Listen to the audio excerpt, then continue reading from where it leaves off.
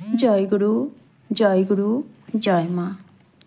গীতামৃত চ্যানেলে সকলকে স্বাগত। আমি আলপনা আবারও একটা নতুন ভিডিও নিয়ে আপনাদের সাথে হাজির হয়েছি।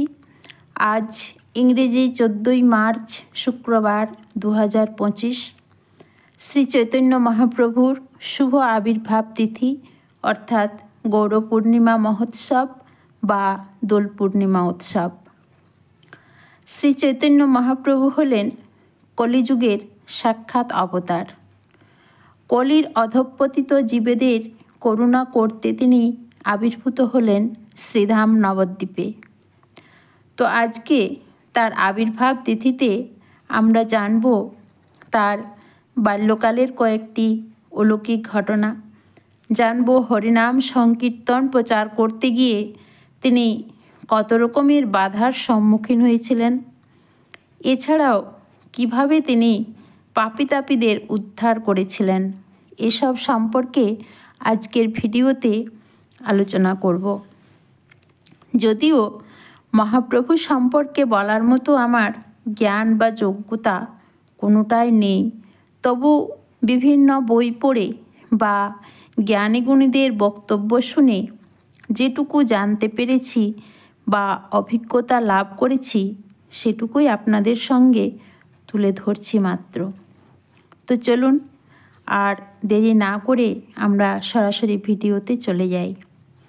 সর্বপ্রথমে আমি আমার জীবনের একমাত্র আরাধ্য দেবতা ঠাকুর নিগমানন্দ পরমহংসদেবের রাতুল চরণযুগলে জানাই অনন্তকোটি ভক্তিপূর্ণ প্রণাম।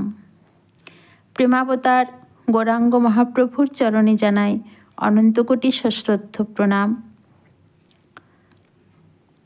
ইংরেজি 1486 সালের ফেব্রুয়ারি মাসে ফাল্গুনী পূর্ণিমার অপরাহ্নে পশ্চিম বাংলার নবদ্বীপে শ্রীধাম মায়াপুর নামক স্থানে শ্রী চৈতন্য মহাপ্রভু আবির্ভূত হন। তিনি হচ্ছেন স্বয়ং ভগবান। তিনি যখন আবির্ভূত হলেন তার ইচ্ছায় সেদিন চন্দ্রগ্রহণ হলো। তখন সমস্ত ভারতবর্ষ জড় কলুষ থেকে মুক্ত হওয়ার জন্য হরে কৃষ্ণ কৃষ্ণ কৃষ্ণ হরে হরে, হরে রাম রাম রাম হরে হরে এই মহামন্ত্র কীর্তনে মুখরিত হয়ে উঠেছিল। শ্রী চৈতন্যদেবের পিতার নাম ছিল জগন্নাথ মিশ্র এবং মাতা ছিলেন সচিবালা দেবী। বাল্যকালে চৈতন্য মহাপ্রভুর নাম ছিল নিমাই। তার স্নেহময়ী মাতা তাকে আদর করে এই নামটি দিয়েছিলেন, কেননা তাদের বাড়ির উঠানে একটি নিম গাছের তলায় তিনি জন্মগ্রহণ করেছিলেন। তিনি শৈশবে যখন মায়ের কোলে ছিলেন তখন তিনি যখনই কাঁদতেন তখন প্রতিবেশী মহিলারা তাকে ঘিরে হাততালি দিতে দিতে হরে কৃষ্ণ মহামন্ত্র কীর্তন করতেন, আর তার ফলে সঙ্গে সঙ্গে তার কান্না থেমে যেত। অবাক বিস্ময়ে প্রতিবেশী মহিলারা এই অদ্ভুত ঘটনাটি দেখত। কখনো কখনো অল্প বয়সী মেয়েরা ইচ্ছে করে তাকে কাঁদাতো, আর তারপর তারা নাম কীর্তন করে তার সেই কান্না থামাতো। এইভাবে তার শৈশব থেকেই শ্রী চৈতন্য মহাপ্রভু হরে কৃষ্ণ মহামন্ত্রের গুরুত্ব প্রচার করেছিলেন। একটি ছোট্ট শিশুরূপে তিনি যখন উঠানে হামাগুড়ি দিতে শুরু করলেন তখন একদিন একটি সাপ সেখানে এসে উপস্থিত হলো এবং মহাপ্রভু সেই সাপটির সঙ্গে খেলা করতে লাগলেন। পরিবারের সকলেই সেই দৃশ্য দেখে ভয় পেয়ে গেলেন, কিন্তু কিছুক্ষণ পর সাপটি চলে গেল এবং সচিমাতা শিশুটিকে কোলে তুলে নিয়ে তার স্নেহ বর্ষণ করতে লাগলেন। একবার একটা চোর তার গায়ের গয়না চুরি করার জন্য তাকে তুলে নিয়ে যায়। সেই চোরটি তার গায়ের সমস্ত গয়না খুলে নেওয়ার জন্য নির্জন জায়গা খুঁজে বেড়াচ্ছিল। কিন্তু ভগবানের মায়ার প্রভাবে সেই চোরটি ঘুরতে ঘুরতে জগন্নাথ মিশ্রর বাড়ির সামনেই উপস্থিত হলো। ধরা পড়ার ভয়ে চোরটি শিশুটিকে রেখে পালিয়ে গেল। আত্মীয় স্বজনেরা হারিয়ে যাওয়া শিশুটিকে ফিরে পেয়ে আনন্দে আত্মহারা হয়ে উঠলেন। তো তার শৈশবের এরকম অনেক সুন্দর সুন্দর ঘটনা রয়েছে। তারপর 24 বছর বয়সে মহা সমারোহে মহাপ্রভুর বিবাহ অনুষ্ঠিত হয় এবং তারপর গৃহত্যাগ করে সন্ন্যাস গ্রহণ করে তিনি নবদ্বীপে ভগবানের নাম সংকীর্তন প্রচার করতে শুরু করেন। শ্রী চৈতন্য মহাপ্রভুর জনপ্রিয়তা দেখে কিছু ব্রাহ্মণ খুব ঈর্ষান্বিত হয়ে পড়ে এবং তারা প্রচার কার্যে নানা রকম বিঘ্ন উৎপাদন করতে শুরু করে। তারা এতটাই ঈর্ষাপরায়ণ হয়ে পড়েছিলেন যে অবশেষে তারা শ্রী চৈতন্য মহাপ্রভুর বিরুদ্ধে নবদ্বীপের মুসলমান কাজীর কাছে নালিশ করে। তখন বাংলার নবাব ছিলেন হুসেন শাহ। নবদ্বীপের মুসলমান কাজী ব্রাহ্মণদের এই অভিযোগটিকে যথেষ্ট গুরুত্ব দেন। প্রথমে তিনি নিমাই পণ্ডিতের অনুগামীদের উচ্চস্বরে হরিনাম সংকীর্তন করতে নিষেধ করেন, কিন্তু মহাপ্রভু তার অনুগামীদের কাজীর সেই নির্দেশ অমান্য করতে নির্দেশ দেন এবং তারা পূর্বের মতোই সংকীর্তন করে যেতে থাকেন। কাজী তখন সেই সংকীর্তন বন্ধ করার জন্য তার পেয়াদা পাঠান এবং তারা সংকীর্তনকারীদের কয়েকটি মৃদঙ্গ ভেঙে দেয়।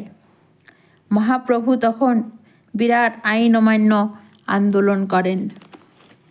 তিনি সত্যকে প্রতিষ্ঠা করার জন্য ভারতবর্ষে প্রথম আইন অমান্য আন্দোলনের সূচনা করেছিলেন। তিনি হাজার হাজার মৃদঙ্গ এবং করতাল সহ লক্ষ লক্ষ মানুষদের নিয়ে এক বিরাট শোভাযাত্রার আয়োজন করেন এবং কাজীর আইন অমান্য করে এই শোভাযাত্রা নবদ্বীপের পথে পথে হরিনাম সংকীর্তন করতে করতে কাজীর বাড়ির দিকে এগিয়ে যায়। অবশেষে শোভাযাত্রা যখন কাজীর বাড়ির কাছে এসে পৌঁছায়, তখন ভয়ে কাজী তার বাড়ির উপরতলার একটি ঘরে গিয়ে লুকিয়ে থাকেন। সেই বিশাল জনসমাবেশ কাজীর বাড়ির সামনে সমবেত হয়ে প্রচণ্ড ক্রোধ প্রকাশ করতে থাকেন, কিন্তু চৈতন্য মহাপ্রভু তাদের শান্ত হতে বলেন এবং মহাপ্রভুর আশ্বাস পেয়ে কাজী তার ঘর থেকে বেরিয়ে আসেন। মহাপ্রভু কাজীকে জিজ্ঞাসা করেন, মাতৃবৎ যে গাভী মানুষের উপকার করে সেই গাভীকে কেন আপনারা হত্যা করেন? কাজী তখন বলেন, তোমার বৈদিক শাস্ত্র গোবধের নির্দেশ রয়েছে।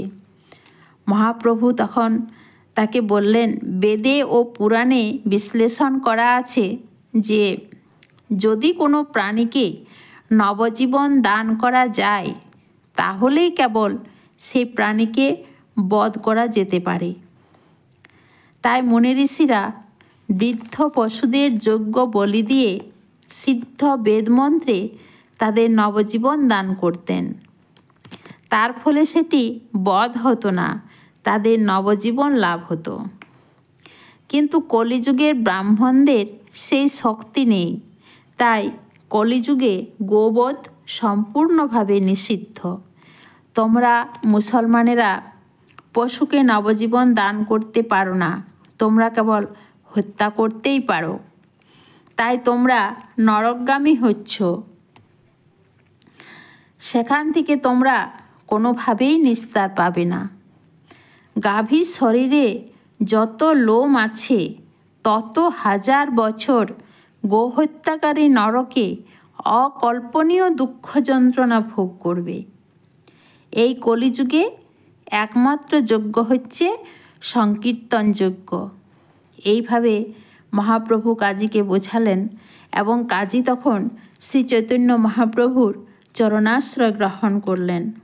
তারপর কাজী ঘোষণা করেছিলেন যে চৈতন্য মহাপ্রভুর প্রবর্তিত সংকীর্তন যজ্ঞে কেউ যেন কখনোই বাধা না দেয়, এবং তিনি তার উইলে লিখে যান যে তার বংশের কেউ যদি সংকীর্তনে বাধা দেয় তাহলে সে তৎক্ষণাৎ বংশচ্যুত হবে। এইভাবে মহাপ্রভু বহু বাধা বিপত্তির মধ্য দিয়ে হরিনাম সংকীর্তন প্রচার করেছিলেন। এছাড়া তিনি জগাই মাধাইকে উদ্ধার করেছিলেন। একদিন মহাপ্রভুর প্রধান দুই পার্ষদ নিত্যানন্দ প্রভু এবং হরিদাস ঠাকুর নগরের পথ দিয়ে হেঁটে যাচ্ছিলেন। পথের মাঝে এক জায়গায় তারা বিরাট জনসমাগম দেখতে পেলেন। লোকেদের জিজ্ঞাসা করে জানতে পারলেন জগাই ও মাধাই নামে দুই ভাই মদ খেয়ে মাতাল হয়ে গোলমাল করছে, এবং তারা কেবল মদ্যপানেই করে না, তারা মাংস আহার করত, পরস্ত্রী গমন করত, ডাকাতি করত, এরকম সমস্ত পাপকর্মে তারা লিপ্ত ছিল। তাদের চরিত্রের বর্ণনা শুনে নিত্যানন্দ প্রভু ঠিক করলেন প্রথমে এদেরকেই উদ্ধার করতে হবে এই পাপপঙ্কিল জগৎ থেকে, এবং তাতে মহাপ্রভুর মহিমাও বেশি করে প্রচারিত হবে। মনে মনে এই কথা করে নিত্যানন্দ প্রভু এবং হরিদাস ঠাকুর ভিড় ঠেলে সেই লম্পট মাতাল দুটির কাছে গিয়ে হরিনাম কীর্তন করতে অনুরোধ করলেন। এই অনুরোধ শুনে মাতাল দুটি রেগে অগ্নিশর্মা হয়ে তাদের অশ্লীল ভাষায় গালি দিতে দিতে অনেক দূর পর্যন্ত তাড়া করল। পরের দিন নিত্যানন্দ প্রভু আবার সেই দুই ভাইয়ের কাছে গিয়ে তাদের ভগবানের নাম কীর্তন করতে অনুরোধ করলেন। তারা এই অনুরোধেও ক্রুদ্ধ হয়ে একটি কলসির কানা দিয়ে নিত্যানন্দ প্রভুর মাথায় আঘাত করল, এবং সেই আঘাতের ফলে প্রভুর কপাল কেটে দরদর করে রক্ত পড়তে লাগল। কিন্তু তিনি কোনো রকম প্রতিবাদ না করে বললেন, তুমি যে আমাকে কলসির কানা ছুঁড়ে মেরেছ তাতে আমি কিছু মনে করিনি, কিন্তু আমার একমাত্র অনুরোধ যে তুমি ভগবান শ্রীহরির নাম কীর্তন করো। নিত্যানন্দ প্রভুর এই অদ্ভুত ব্যবহার লক্ষ্য করে অপর ভাই জগাই নিত্যানন্দ প্রভুর পায়ে ধরে ক্ষমা প্রার্থনা করল। মাধাই তখন আবার নিত্যানন্দ প্রভুকে আক্রমণ করতে উদ্ধত হলো। এই খবর মহাপ্রভুর কানে পৌঁছালে তিনি ক্রোধান্বিত অবস্থায় সেখানে উপস্থিত হলেন এবং তার সুদর্শন চক্রকে আহ্বান করলেন ওই দুজন পাপীকে সংহার করার জন্য। কিন্তু নিত্যানন্দ প্রভু তাকে তার উদ্দেশ্যের কথা স্মরণ করিয়ে দিলেন। শ্রী চৈতন্য মহাপ্রভুর অবতরণের উদ্দেশ্য হচ্ছে কলিযুগের সমস্ত অধঃপতিত মানুষদের উদ্ধার করা। নিত্যানন্দ প্রভু তাকে অনুরোধ করলেন এই দুই ভাইকে ক্ষমা করার জন্য। তখন জগাই মাধাই দুজনেই মহাপ্রভুর পায়ে পড়ে তাদের অশ্লীল ব্যবহারের জন্য ক্ষমা প্রার্থনা করল। একটি স্বার্থে মহাপ্রভু তাদের ক্ষমা করতে রাজি হলেন যে এখন থেকে তারা যেন সব রকম পাপকর্ম বর্জন করে। জগাই মাধাই উভয়েই সমস্ত পাপকর্ম বর্জন করতে স্বীকার করল এবং পরম দয়াল ভগবান তাদেরকে তার শ্রীচরণে স্থান দিলেন। এইভাবে মহাপাপী জগাই মাধাই শ্রী চৈতন্য মহাপ্রভু এবং নিত্যানন্দ প্রভুর কৃপায় উদ্ধার লাভ করল।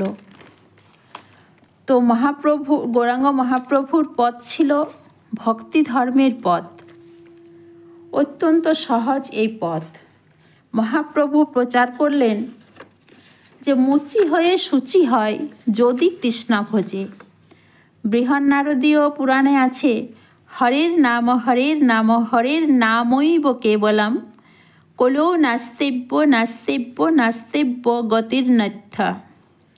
অর্থাৎ এই কলিযুগে ভগবানের দিব্য নাম কীর্তন করা ছাড়া আর অন্য কোনো গতি নাই, আর অন্য কোনো গতি নাই, আর অন্য কোনো গতি নাই। এই সহজ প্রেম ভক্তির পথে সকল শ্রেণীর মানুষ জাতিভেদ বর্ণভেদ ভুলে একাত্ম হয়ে গেল। তো আমার পরমারাধ্য গুরুদেবের চরণে অনন্ত কোটি প্রণাম জানিয়ে এবং মহাপ্রভুর চরণে অনন্ত কোটি প্রণাম জানিয়ে এবং সমস্ত দর্শকদের জয়গুরু সম্ভাষণ জানিয়ে আজকের ভিডিওটা এখানেই শেষ করছি। ভিডিওটি ভালো লেগে থাকলে একটা লাইক দিয়ে কমেন্ট করবেন এবং এরকম আরও নিত্য নতুন ভিডিও পেতে চ্যানেলটি সাবস্ক্রাইব করে রাখবেন। আজকে তাহলে এখানেই বিদায় নিচ্ছি। সকলে ভালো থাকবেন, সুস্থ থাকবেন এবং ঠাকুর মহারাজকে নিয়ে আনন্দে থাকবেন। জয় গুরু, জয় গুরু, জয় মা।